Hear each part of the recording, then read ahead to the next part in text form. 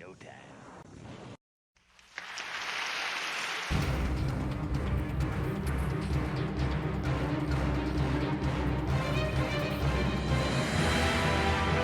What's up, everybody? It's your girl Nita, your favorite diva, and I'm back to do.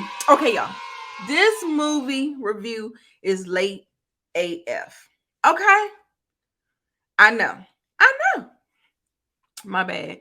This is your review of The Eternals, the newest addition to the MCU. It is directed by newcomer Chloe Zhao. She is the Oscar winning Chloe Zhao for Nomadland.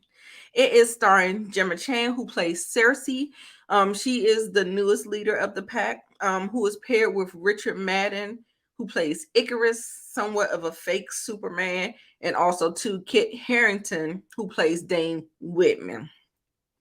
She she officially has a love triangle between the brothers of Game of Thrones, Jon Snow and Rob Stark.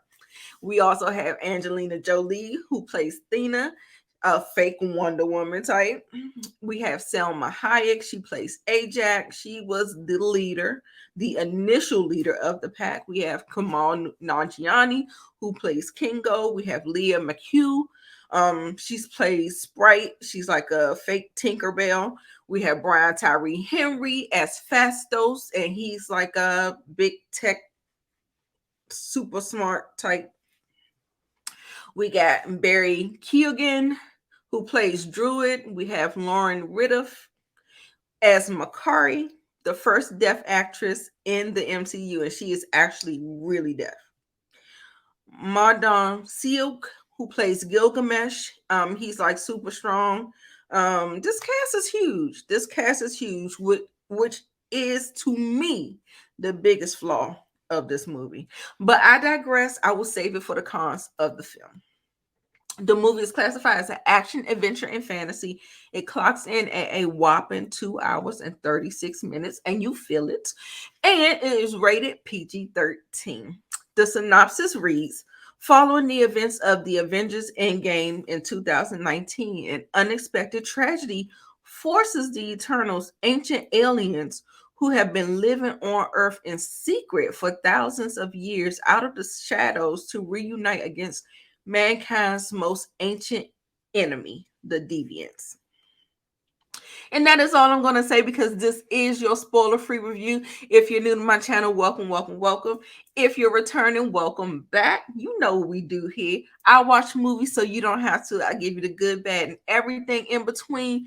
No spoilers, of course. And I let you know whether or not you should know or go see it in theaters, which is exclusively playing.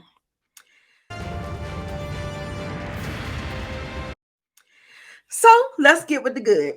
Overall, I like the themes that the movie explored. I like how they're trying to reach these higher level concepts in order to build a more vast and dense universe. We're opening it up. You know, we have Gal- Guardians of the Galaxy, we have now Captain Marvel.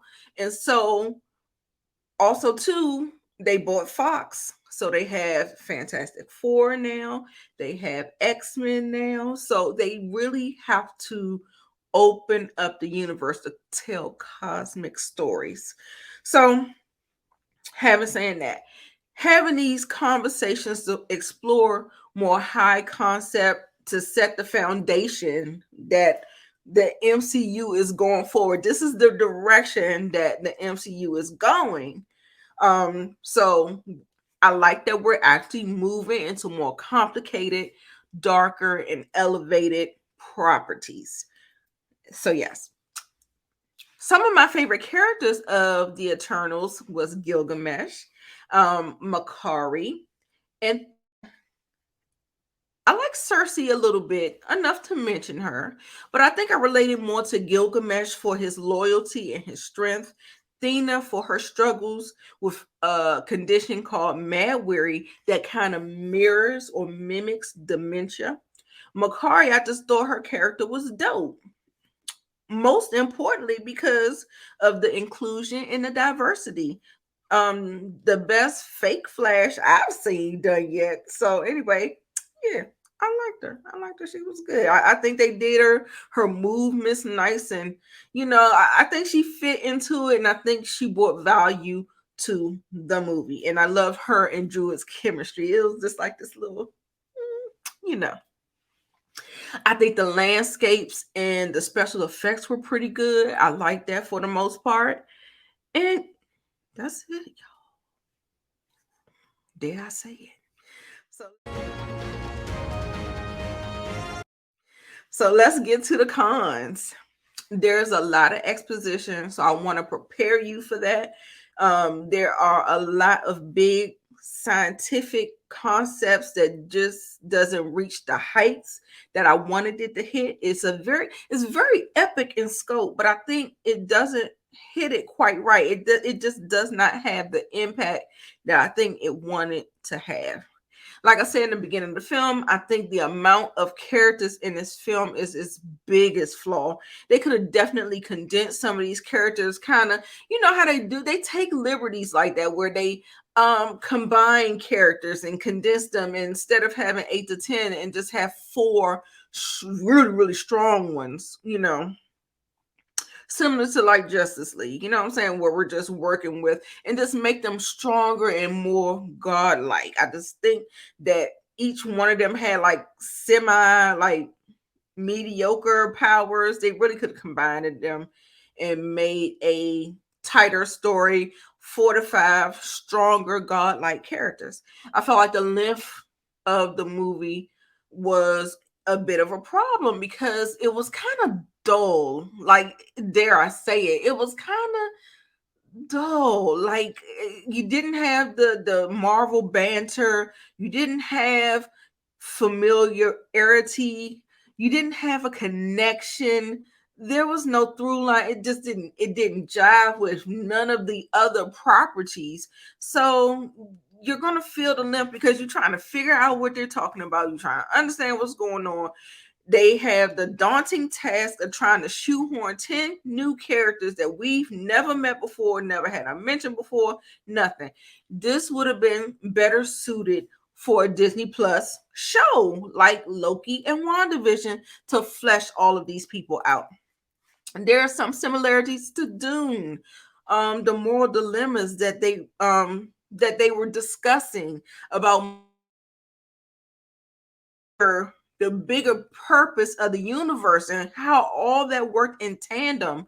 So it was just like, it was interesting. Like I said, the themes were there. I love what they were discussing. I just felt like the movie had too much going on that it really couldn't hone in the focus in a effective way. I didn't like the comedy in the film. It threw the tone off for me. Everyone seems to like Kamal Nanjiani. I think he was just thrown in there for comedy, and you could have just plucked him right up, and it would not have affected the movie at all.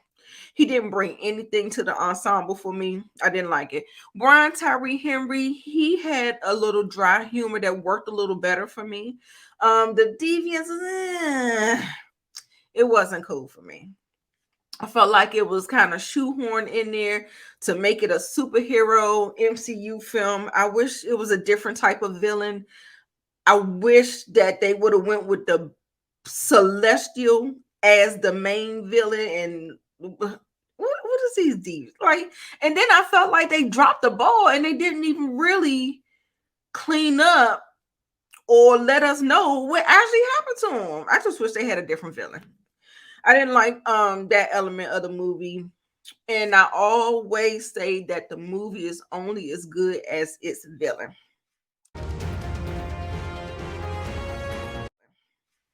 So before I give you my overall thoughts on Eternals, why don't you check out my social media? It's right there.